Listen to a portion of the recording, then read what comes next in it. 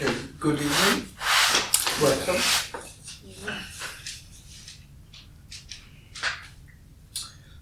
Maybe just briefly, what will happen for the next 1.5 hours? I will give a short introduction about what this is about, kind of. So after that, we can talk about that, or you can ask questions. And in case that no one comes up with something, that's also fine. So we don't have to speak, it can also be silent. Basically, it doesn't matter. Because one could say, this is all there is. This is all that happens, or this is everything, so to speak. So the special thing about this event is, or the apparently special thing about this event is, that it's not happening in order to reach something, or gain something, or lose something, or anything. It's not, well, it doesn't aim anything, there is no goal in that. And in the end there can't be a goal, because this is just everything. So the whole idea that there is a goal, that this happens for something else, for an enlightened future, for example, or for a person, it's just part of the dream. And concerning that message, the dream is I am. The experience of being something or someone. So I am a person, I'm consciousness, I'm awareness. All of that, in that sense, today is regarded as the dream. And all seeking, all idea of I have to get somewhere, I have to gain something, I have to lose something, takes place within that illusory experience of I am. So this whole experience of I am is based on an experience of duality. So one could say the dream is I experience something. So within the experience, within the separate experience, there is something that I am, and there is something that I'm not. So it's always me and the situation, consciousness and space. There is always something that I am, and there is always something else that I'm not. That is the dual setup, we could say, or the setup of separation. That's not wrong. That's neither right nor wrong. If that is what happens, that's what apparently happens. The apparent dilemma is that the sense of being something is accompanied by a sense of unfulfillment. So the experience is, I experience a situation, I experience sitting in a room. But additionally, what I experience isn't everything. So the experience is, this can't be everything, but I'm on a path towards a future where maybe at some point what I experience may be everything. So all that this person, this apparent person, is longing for is a future fulfilled experience. It's the idea that there can be a future experience which fulfills me, because the actual experience doesn't fulfill me. That's basically the dream. That's basically how me lives, or how me apparently lives. I experience something, that something isn't everything, but I'm heading towards everything. And the illusion is that I'm now here, that I'm responsible for doing the right or wrong thing in order to get that future state. So there are a lot of ideas about what I'm supposed to do now. Be conscious, be aware, feel the feelings, come into my middle, let go of everything. So there are a lot of ideas about what I am supposed to do now in order to maybe reach that fulfilled experience. Regarding that message, or concerning that message, all of that takes place within a dream. Because the whole experience of I'm present now, I'm something that's here now, is illusory. That's the actual dream, so to speak. And together with that, the whole need to find something, the whole idea that I'm on a path and that I'm approaching a future goal, is also just part of a dream. All of that doesn't exist. All of that doesn't have a reality. So the dilemma for the me is, it only consists of that sense of I'm present. So all me knows is I'm here, what I experience isn't everything, and I'm moving towards everything. So what we talk about today isn't something that happens within that setup of experience. So we don't talk about something that I can understand, or that I can get, or that I could find, or something. Seen from the me, what we talk about is just death. And that is how I would describe liberation. It's just the end of that complete experience to be something, in contrast to something that I'm not. And together with that death, so to speak, dies the whole need for becoming something, dies the whole longing for oneness, because there's simply no separation left. And the funny thing about that is, in actual dying, so to speak, it turns out that there isn't someone alive in the first place. So in dying, it turns out that there was no one alive, that there was no one ever been separate, and there never was something missing. Because one could say after death, the surprise is that what's left, this, sitting in a room, listening, feeling, thoughts, breathing, speaking, a room, is just everything. And without someone only experiencing it, it's naturally whole and okay and free and wild, but of course for no one.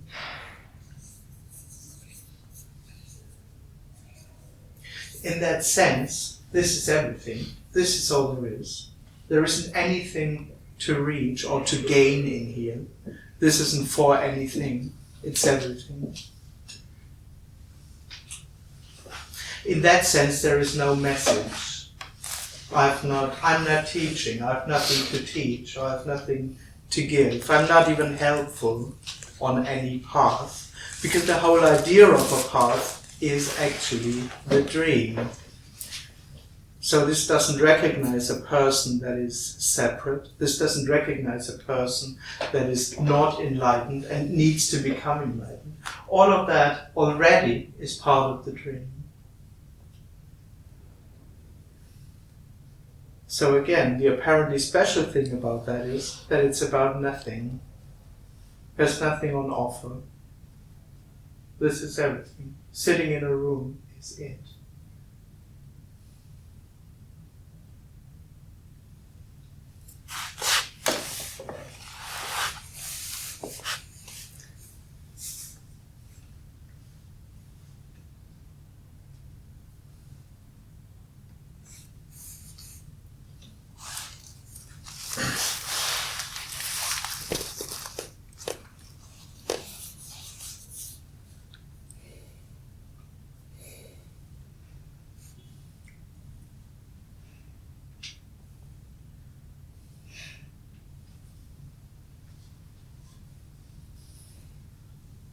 That's about it from my side.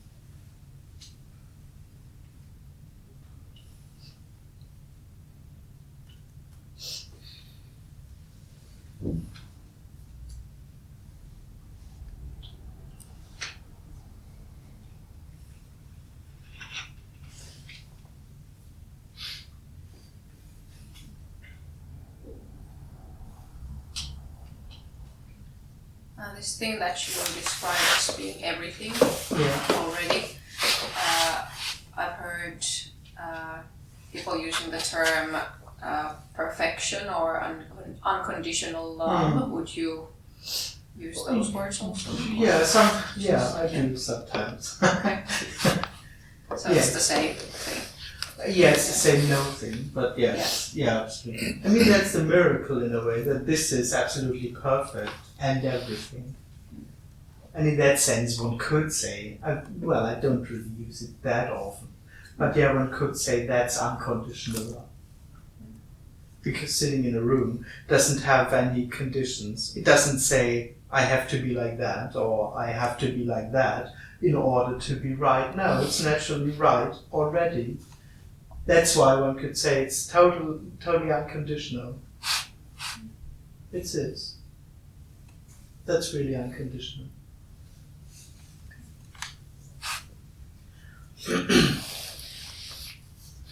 And the surprise is in a way seen from the me. I mean, me never really gets that, but the surprise is actually that this is perfection. Because its actual experience is, not quite. But that's it, there's nothing else. There isn't a better or something that will still be more fulfilled or more realized than that. Yeah, so the perfection that I'm thinking is illusion. Like thinking that perfection has to be like this and this and this. Yeah. Exactly. Yeah. So in that sense, me as conditions, it says exactly what would perfection look like. And in the end, the idea is that at least I have to see it. Then it would be perfection. If I see that it's perfect, then it would be really perfect. So.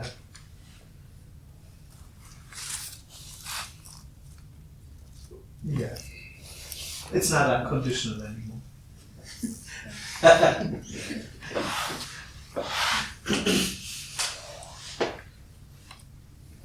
I mean, me won't see it anyway.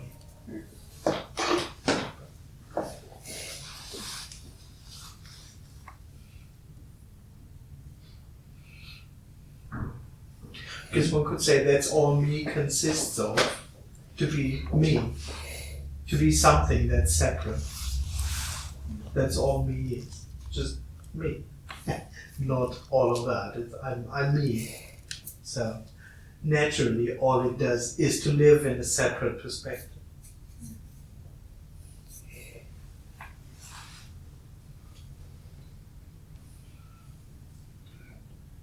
Trying to find oneness.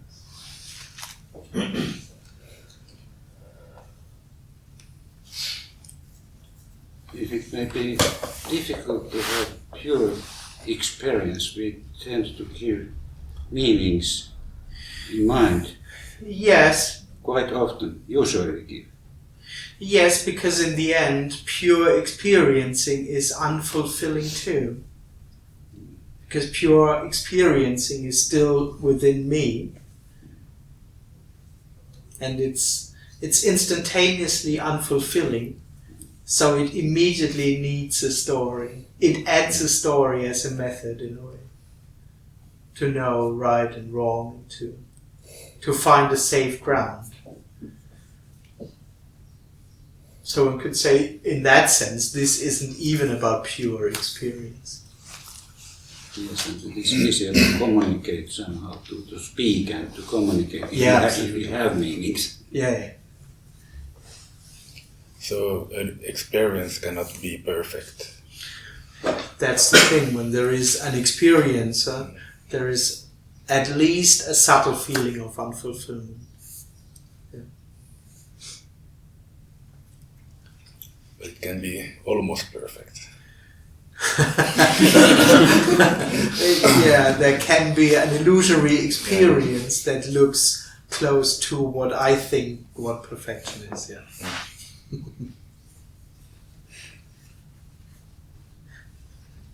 I mean, that's in a way the dilemma for the me, that some things just feel very good, so. But this is perfection right now. Yeah. But if I think perfection is not perfection anymore. That's perfection too. But I mean, the whole perfection thing is a little bit tricky because it's perfection for no one. So there is nothing in there recognizing that it's perfection. It's just naturally perfect. So the idea of me, of course, is that I have to see it. So that's not needed. And of course, everything that happens, even to think that this is total crap or bullshit, is perfect, of course. But for no one. And seen from the me, this is a little bit the mean thing about that. Because me isn't even recognized. So this will never be seen, one could say.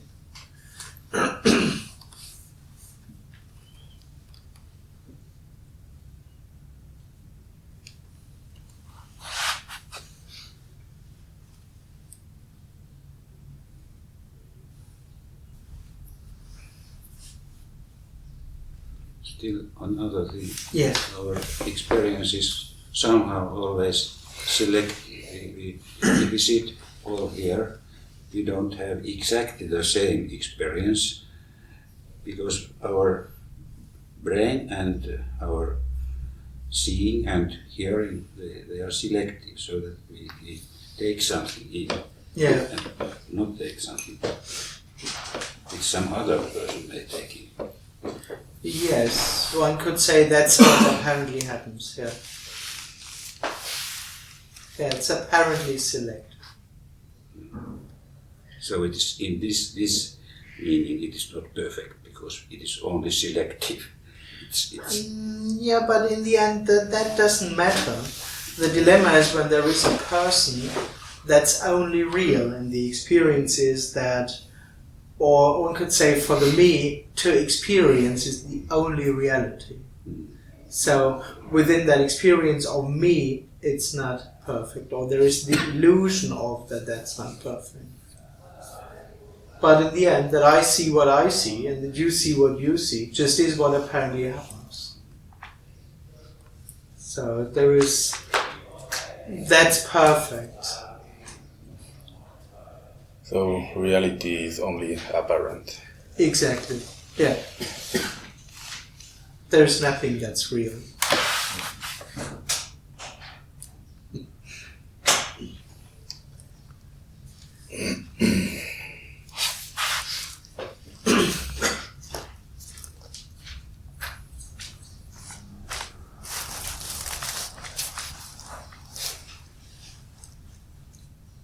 Which makes it natural.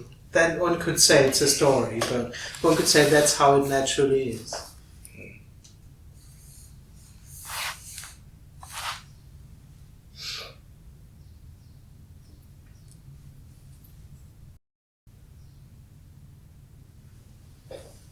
So, all seeking, whether for money or spiritual seeking or better car, is always looking for some sort of imaginary fulfillment that never doesn't exist. Oh yeah, absolutely. Yeah. And it all comes down to the separation. Exactly. So me, whenever there is the sense of me will seek something. Or in a way, it seeks fulfillment in cars, in insights, in spirituality, in family, in whatever. It seeks in everything, basically, in partnership. So people who wouldn't identify as seekers, like spiritual seekers might say, I'm a seeker. They're still seeking, but there's no recognition of that. Yeah, absolutely. Or seeking is seen as how life is. Yeah. Yeah, absolutely. When there is a me, there is seeking. And for most people, seeking is just getting daily life done. You know, to function in work, to function in the family, to have 2 cars, whatever common life is. In a way, their seeking is just keeping their life going. And assuming that this leads to some future fulfillment. I mean, whenever there is a person, there is this subtle assumption that this is all for something else. Yeah. And that there is something in the future waiting for me that will make it really good. Yeah, and most people just can't really name that. They don't have a story to that. There's just the assumption that it's good for something else. That I function well is just good for something that will still come. Yeah. Yeah. So whenever there is me, there is seeking. Well, yeah, the apparent Andreas might still get a better car, but there's no illusion that it would lead to. Exactly. There is no fulfillment. seeking in that. It would just be what apparently It would happens. just be a nice Ferrari. Apparently. Even. Unfortunately, apparently, yeah. Yeah. Exactly, but there would be no additional illusion of I'm owning a Ferrari and the assumption that this is another part of the puzzle of my fulfilled life. Absolutely. So it wouldn't make a difference in that sense. Absolutely wouldn't make a difference. I don't care. Then the opposite is that if I say I am losing something, I am losing my car, I am losing my apartment. Yes. So is it also, how do you see this? Is this gaining or losing? Is it losing? Yeah, both is illusion. It is also illusion. Yeah, of course. So I can lose nothing because it Of is course, illusion. exactly. There's nothing to win and there's nothing to lose. Yeah, absolutely. So Yeah. it's to be at own. I mean, that's what me thinks, that a car is something real that gives me something. And of course, the illusion is if I lose that car, then I lost something that's real. But that's all the dream in the end. But the story, it needs seeking, because without seeking there would not be this story. Like we need a house, so if you want a house, we are seeking for a house, so it's an illusion. But if you are not getting a house, in Finland, for example, in the winter it's very cold, so we will not be in this story. The story will end very soon. Yeah, there will be another story, but not this story. Yeah, it would be a cold story. So, so in that sense, we need seeking in order for this story to be. No, not really. I mean, the miracle is, or what me can't access, that functioning doesn't need the me. So getting a house, going to work, whatever, might happen without there being someone doing it. So we don't talk about getting a car, getting a house, but when there is no one, there isn't the dream to find additional fulfillment in that. But it's part of the dream of I am that my life functions because I'm conscious and because I'm there consciously doing things. That's the dream. So even when you die, you might still live in a house. I mean, no one knows. In a very small house, in a box. Maybe. Maybe not. Doesn't matter. So there's no way of getting past the me. Even trying to get past the me is still just seeking. Exactly. Yeah. So it's an illusion that the me gives Yes. to itself to refeed its dream. Absolutely. Yeah. One could say so. I mean, me only seeks, of course, in order to be there and experience its results. So me can't go You beyond. can't that. stop seeking because then it doesn't feed itself. And its only purpose is to keep going. Absolutely. Yeah. Or its only purpose, I mean, that's all it can assume because its experience is, but this can't be it. I have to stay until this is it. It gives itself that purpose, I suppose. It So to invents- speak, it invents that exactly. purpose. So I can't die now. This can't be it. I still have to find something. And I, for sure, have to survive until I find that. So that's its experience. So it has to stay. Because this isn't complete. So I have to stay alive until it is complete. But survive or not survive, it's how it is anyways, imperfect the way it is. Oh, it is what apparently happens, and it's absolute perfection, of course, for no one. Yeah, absolutely. Yes. Of course, me not being able to find fulfillment is perfect. Of course. Because it's striving not for, for the it's, me. it's striving for that, and that's perfect. And That's absolutely For itself. perfect. But for no exactly. For Either for itself. itself or for no one. Yeah, of course. I mean, me not becoming fulfilled is not a problem. It's just what apparently happens. It's not even real, so. Of course. That's why this isn't about anything. So. Because it can't be. No, exactly. Unfulfilled seeking is in.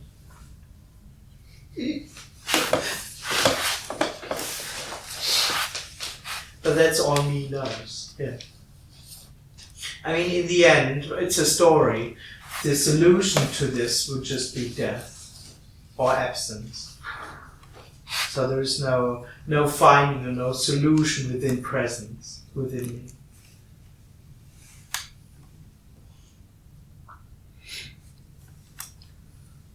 But in the end, that presence is illusory, so there is no real absence either. There's no solution. But that is the solution also, right?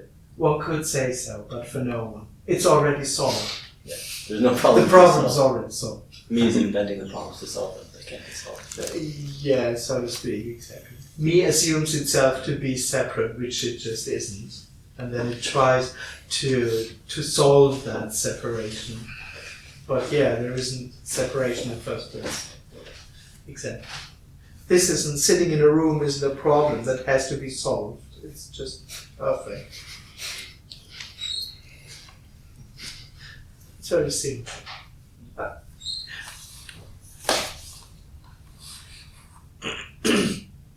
But of course, if there's the illusion of me, the illusion of, yeah, but I have to get that, or I have to still realize something, Or I have to ask a question, or I have to make a noise.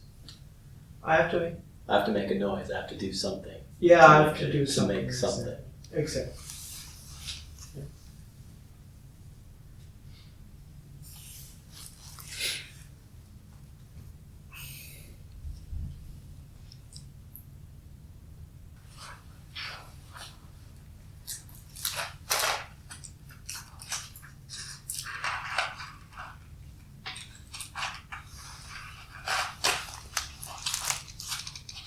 This is illusion. What else?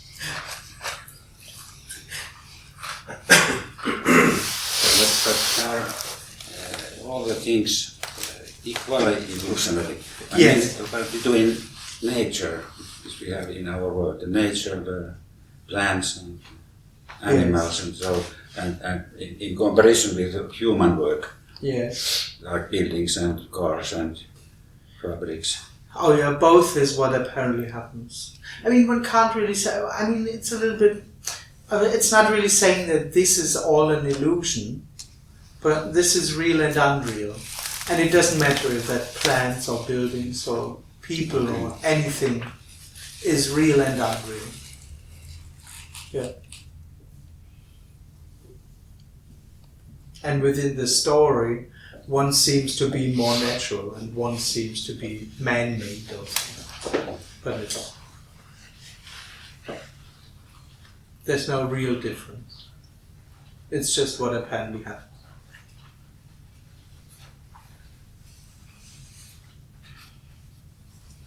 What about knowledge?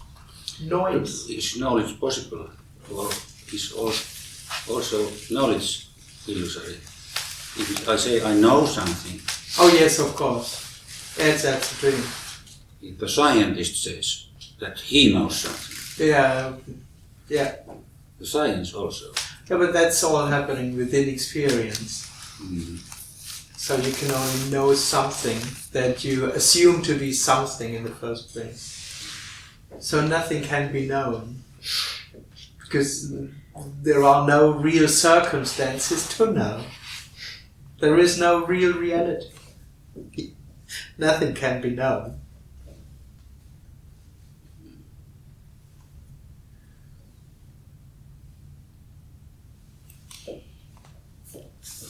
Nothing can give birth to something. Of course, yeah, one could say so. Yeah. Yeah. I am born is a dream. Is the dream.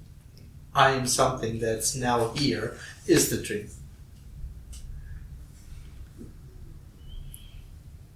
I mean, dream may sound a little bit superficial, of course, seen from the me. It's absolutely experience. It's not just an idea that I'm now here, it's experience, but it's illusory. There is nothing that has any substance or essence. It's just not really there.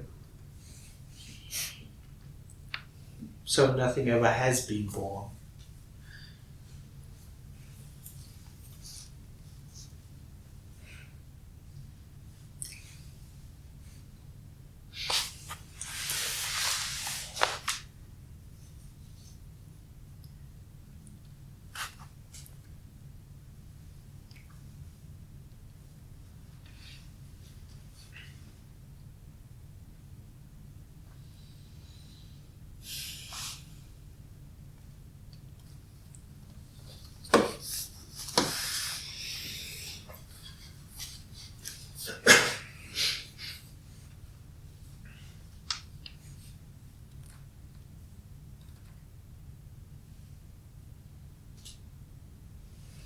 One could say all knowing comes out of this first, apparently, out of this first knowing that I'm something that's here now.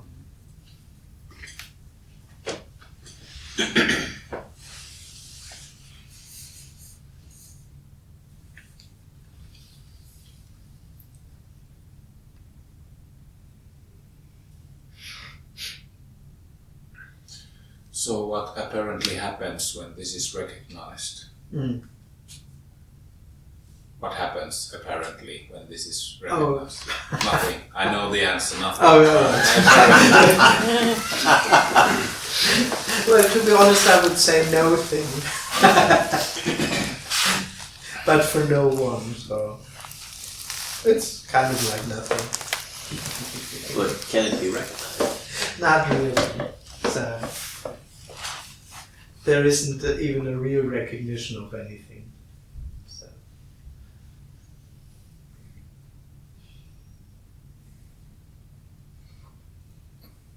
In that sense, I mean, this isn't a new circumstance that all is oneness or that this is perfection or something. This isn't a new truth that could be seen or realized. In that sense, there is no real recognition of anything. It just is what apparently happens. And it's no thing. But no one knows that or understands what no thing is. It's just no thing. So you wouldn't talk about the shift, because some do, that there's something is, because the words change.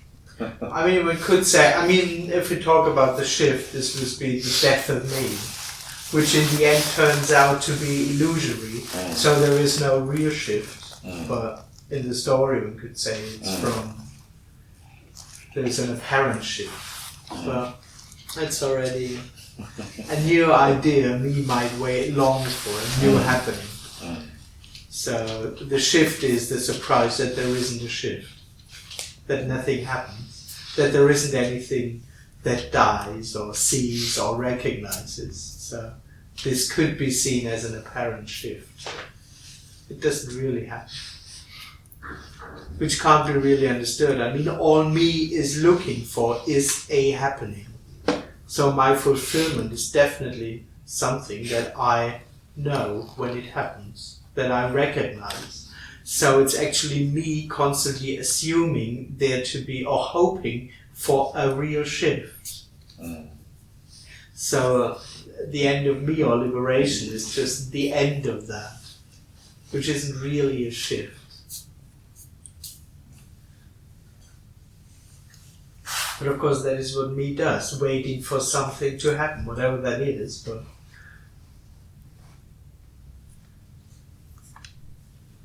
and together with the me, just dies this assumption. So there is a change. Apparently, because there is no one left anymore recognizing a change.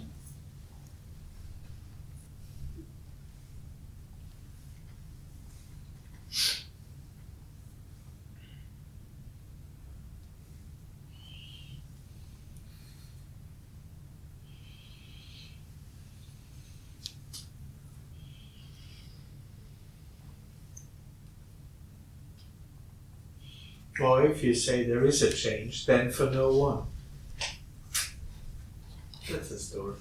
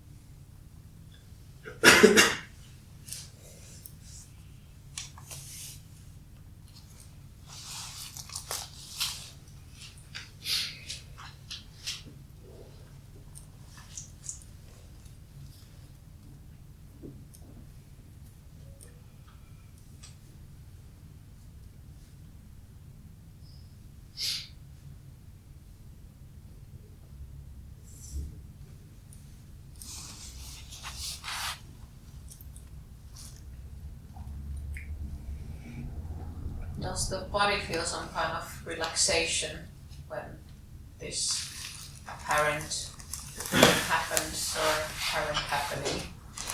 Yes and no, because in a way the relaxation, there's not really. Or one could say there's no one there experiencing it anymore. Yeah, but in a maybe way that it is when relaxing. there is someone or apparent someone to experience, then there are these kind of like extra things happening in the brain and maybe in the body too. Yeah, So, there is. So I guess there is more relaxation also in the body. Yeah.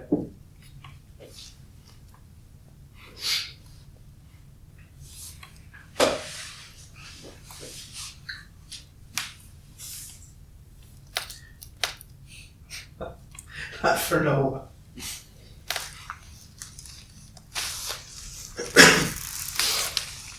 So I'm not there experiencing a very relaxed experience, so to speak. But of course, I mean, when there is someone, the whole energy is about getting something. So it's always a little bit tense, one could say. There's always a little tension around about, am I right? Am I doing the right thing? I have to be conscious, I have to be aware, I have to be there and somehow do something and get something. So this already is some tension in itself. So yeah, when that dies, there's just no need anymore. That's quite relaxing. Can no one come and go? No, no one can come and go. So if the no one dies or the I dies, Then there is no coming and going anymore. Before that, there can be coming and going. Or an apparent coming and going, but one could say liberation is the end of that too. there's no turning back. Exactly, then it's just over, which is a story, because nothing is really over. Yeah. When something comes back, it wasn't death, so to speak.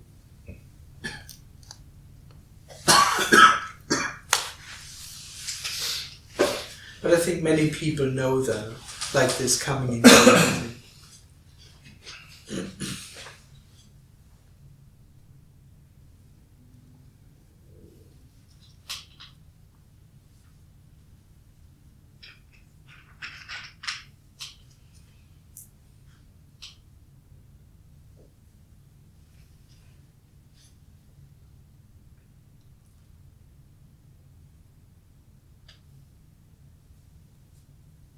But of course it's not over for someone. So there is no experience of something being over. It's a story.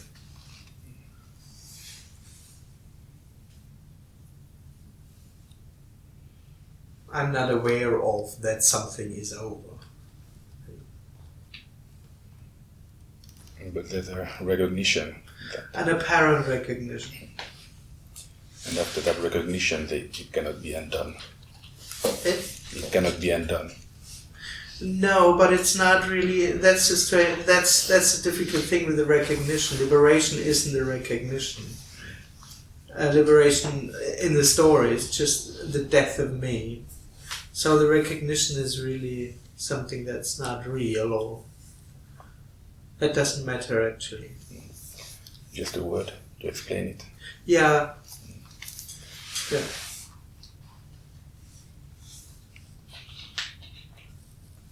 But of course, I mean, after no one comes back after death, so to speak. Until now. Sorry? Until now.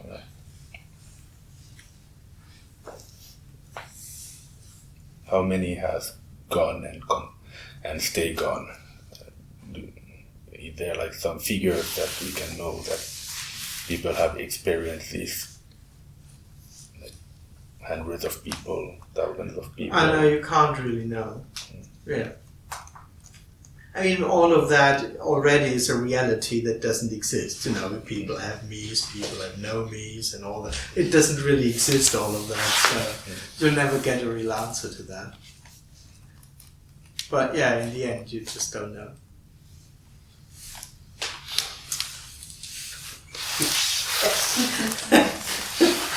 I mean, this whole me and no me thing is just a story. Yeah.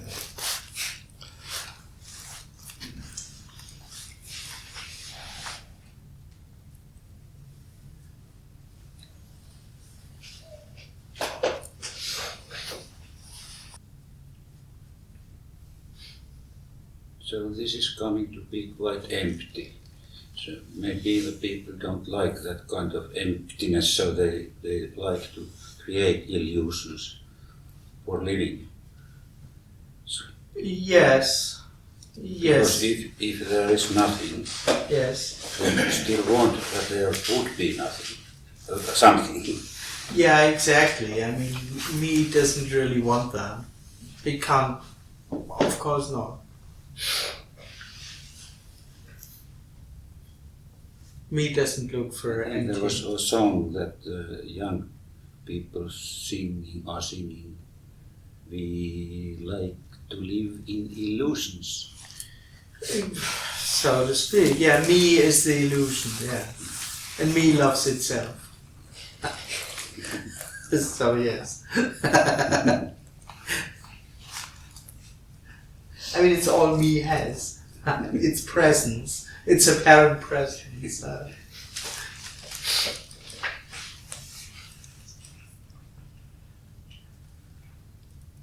And of course, by just seeking for something, it doesn't like nothing.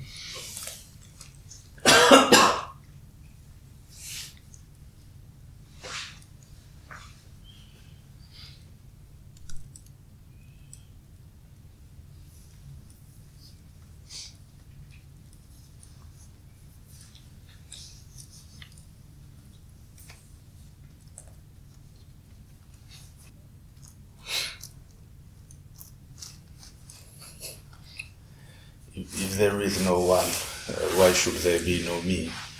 So, is the story better if there is no me, or can me just be? No, it doesn't matter. No. But this doesn't say that it's better to become no me or something. No, would the story be better, or? Well, I don't know. I mean, who would know that? I just started to think that maybe it's okay, like me can coexist with the story also, without having to live. Yeah, I mean, in the end, if that is what happens, Yeah. that's what happens. And in a way, of course, it's okay. But for the me, there will be some seeking going on. That's all. That's not right or wrong. Yeah. That's not wrong. If that is what happens, that is what happens. So.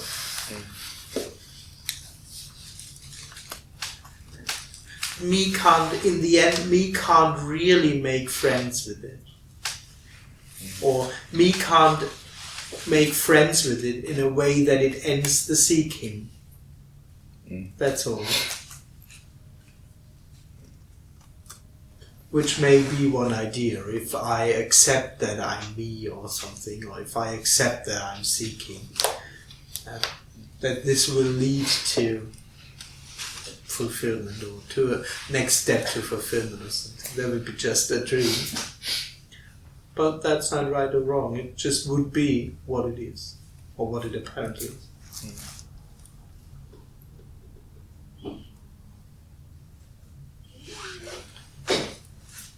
Yeah. But that in and of itself, the me is still seeking. It's seeking to realize that it's seeking. It seeks for something. Yeah. Yeah. Even if that is this trying to reconcile the seeking that it's doing. Oh, absolutely. I mean, everything it does, or everything it believes to do, is in order to make the next step, or in order to come closer to fulfillment. Of course.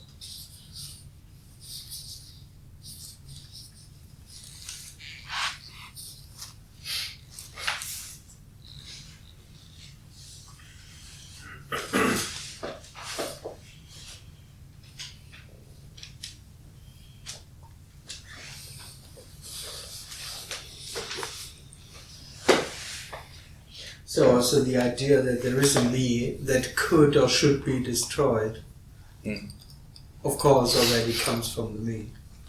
Yeah. But the me can accept that there is no me. Can or can't? Can. No, not really. No.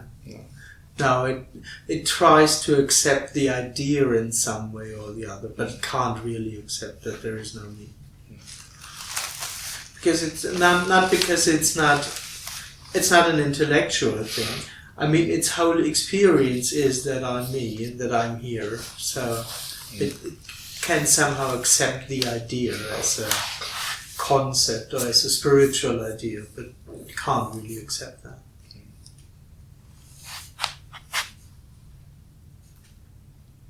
I mean, the only thing me consists of is the experience of being me, so it can't accept that it's not there.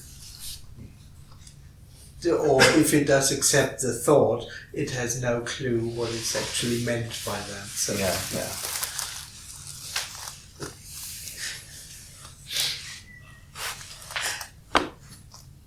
Well, that would only exist in the dream that is creating any ways for itself.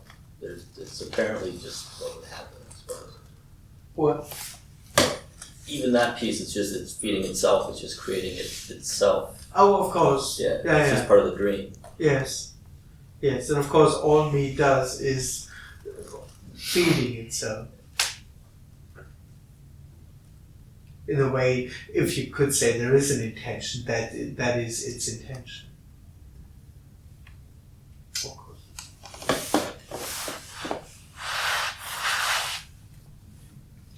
I mean, there isn't really anyone doing that. So saying me is doing that and blah, blah, blah.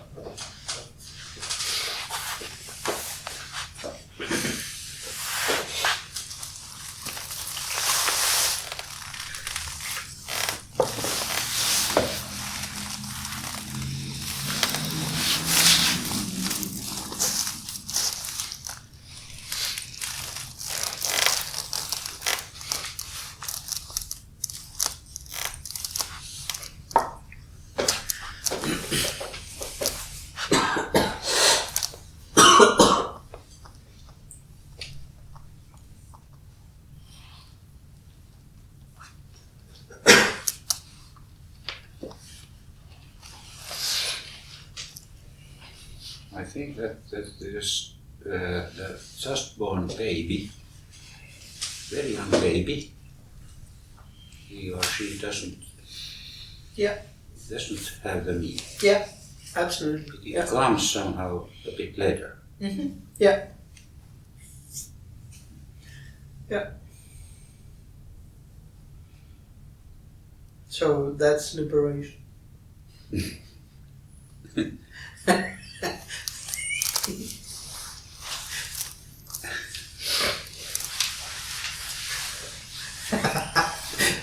Yeah. It's coming. Circle. Yeah, well, yeah. It's coming back to death. Or no self-awareness, or no awareness. Just beingness. But nothing in there being aware of, I'm there, or I'm something that's there. That's the birth, or the illusion of birth, the birth of awareness.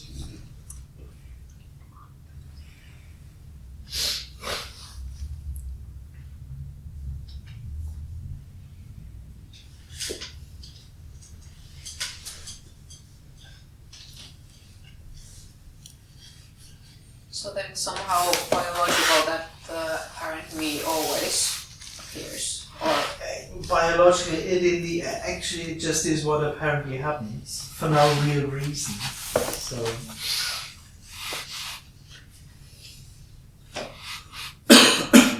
liberation is just an early death.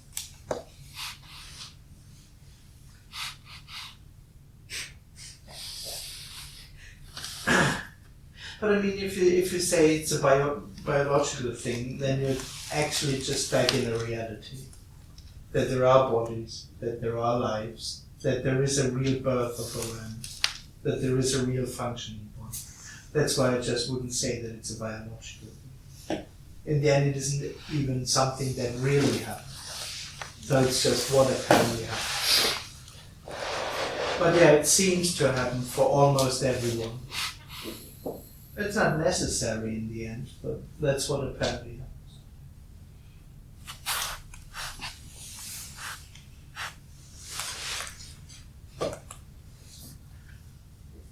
But I mean, the thing is, it never really happens. For the individual, it feels like, oh, now I'm something that's here. But in the end, it doesn't have any substance. It isn't something that really is born, so to speak. It just feels like that. Possibility of the illusion to arise is somehow connected to biology, I guess, because I don't think that all animals are capable of doing it. One could say, as I said, in the end for no reason, but this could be a suitable story to explain something, Yes, which in the end can't be explained. I But, pretty much want to explain. I'm trying. I know I so can't. you can have that story. It's a biological thing. Because we are so developed. Overdeveloped. Well, at least paying a price. Paying the price of separating.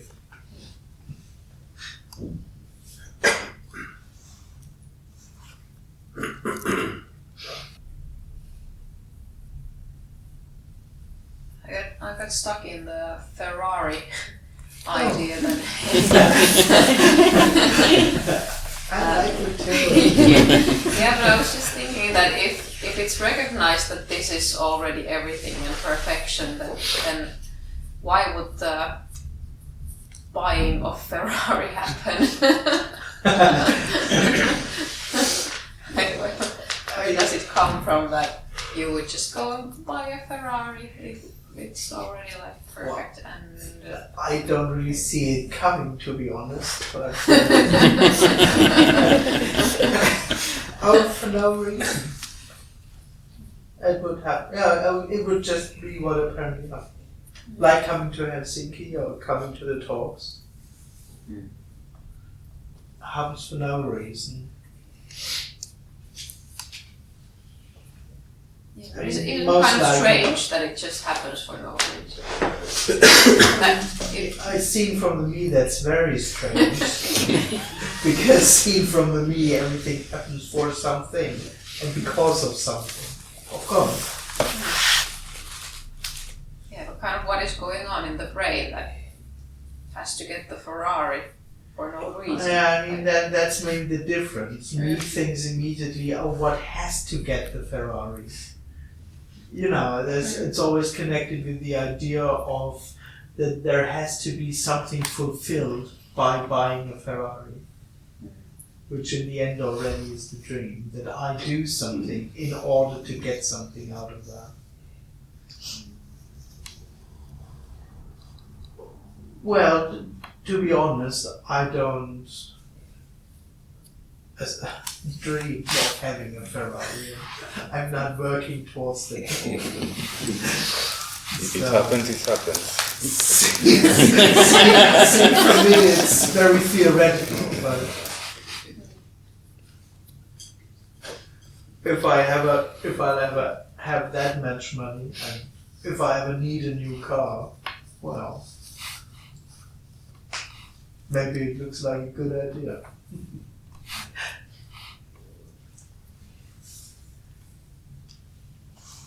But not in order to.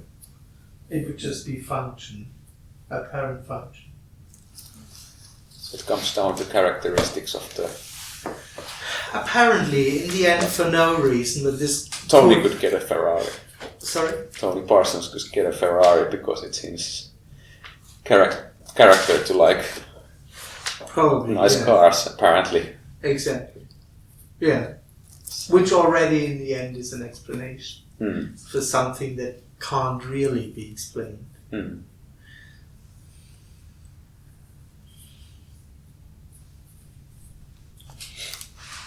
Yeah, I wouldn't buy an Italian car. It's true. Bentley would be nice, much nicer. Well, I'm German, so... Italy is just an illusion.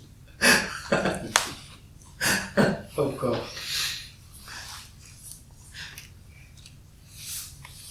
So would the difference then be like to have the me would have it because of attachment, the need to get something, and without me it would just be attachment free?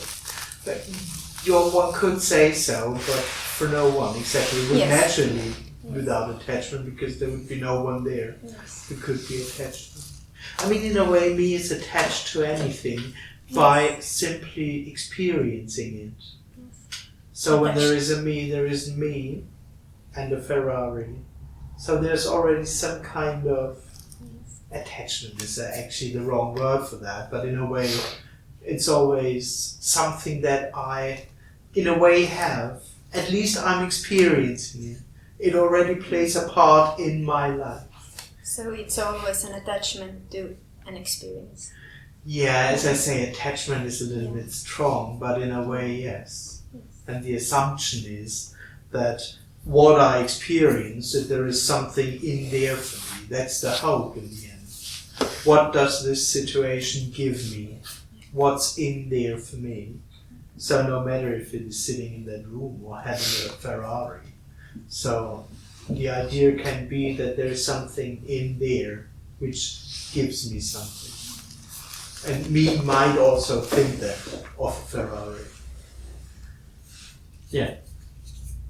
And a punk might mean there is something in destroying the Ferrari. Or whatever.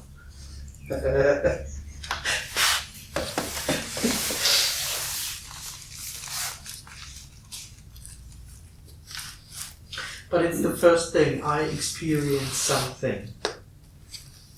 And immediately there is the seeking set up in what is experience.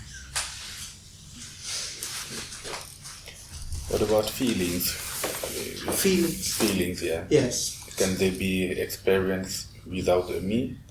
No, one could say there can be feelings without a me, but there is no experience of them. But an expression? If you want. Could you say the me assigns the idea to those feelings? Like that? Well, it experiences feeling as something real, like a Ferrari, or thoughts, and it adds a story to it. So me experiences fear, and it lives, for instance, and it lives in knowing about, oh, I'm here, and what I experience is fear. And it's immediately experienced as not everything, and it will find a solution to make it good for itself. So it'll invent a story or breathe in the fear. It'll do something in order to make it good for itself. But however it decides to entertain itself. Entertain? Yeah, I don't know. I mean, by being active, it survives, so to speak. I mean, for me, it's mostly a little bit more than just entertainment. It's serious life. There are some universal expressions of feelings like laughing and smiling that everybody does. So the fact of doing that, does it mean that there is a me, or can there be a me? No. Yeah. That's the illusion of me, that everything is because I'm there to do it.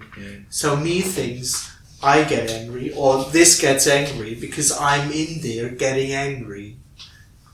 Me thinks I'm smiling because I'm in there doing the smiling, or understanding the joke or something. So that's already part of the dream. Having feelings, smiling, getting angry, it's just functioning in a way. It doesn't need me. So anger can happen without me. Yes, absolutely. But for no apparent reason. For no one. I mean, within the story, there may be a reason, but it's illusory. Absolutely. Yeah. It is as it is, for no reason.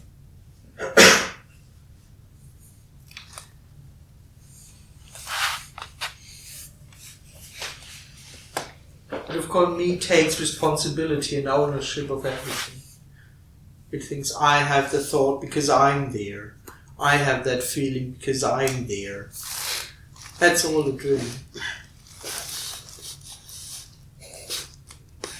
I wonder how it will happen in the court of law.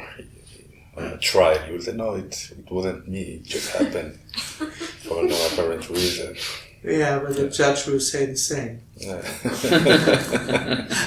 Sorry for judging you 20 years in jail. That was no doing. Yeah. That's how it is. That's how it already is. Yeah. Maybe. In some situation. No one kills and no one goes to jail.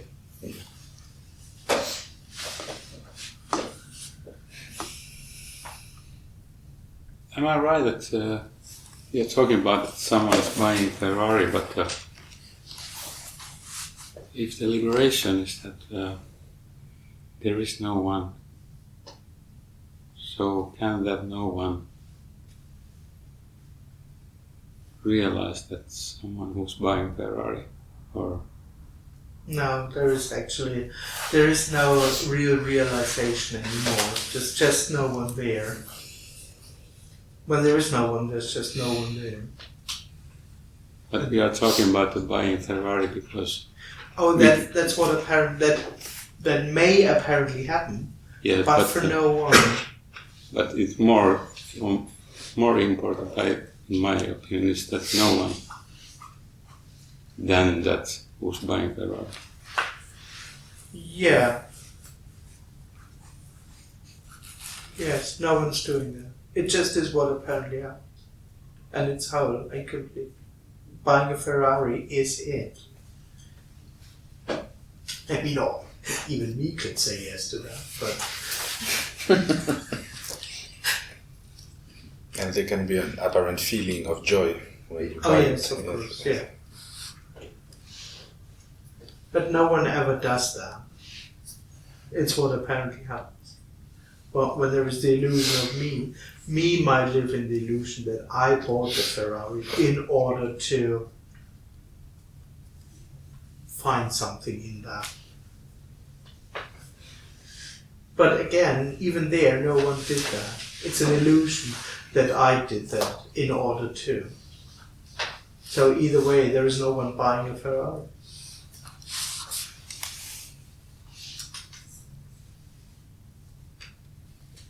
Which sounds almost sad a little bit.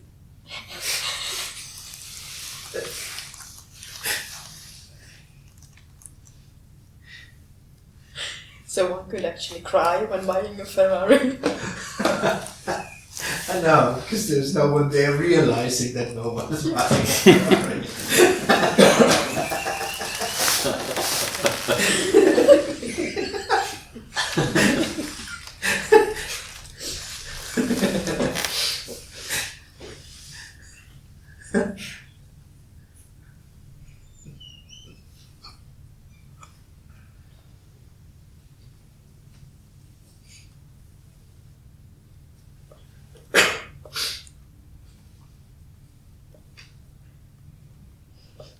I don't really know if I understood you right. Yeah, I mean that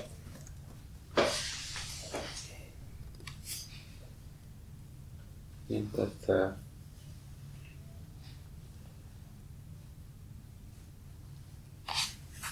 why it's important to talk about buying a Ferrari.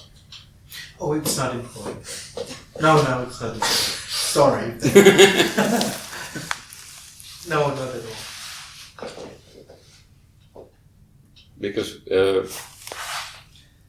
I mean that. I don't know who mentioned the Ferrari.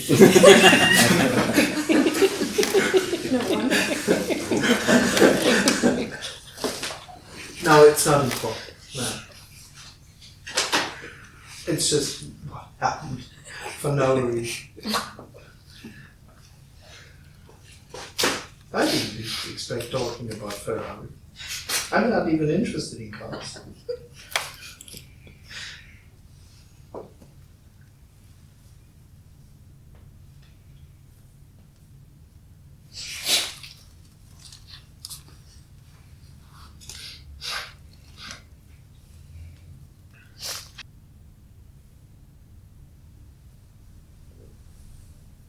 Can you still tell us what do you include in this liberation?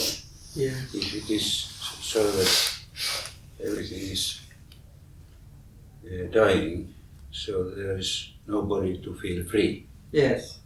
But why is it called liberation? I don't know. Who knows? I don't know. It sounds good. Well. Anyway, it's a revelation.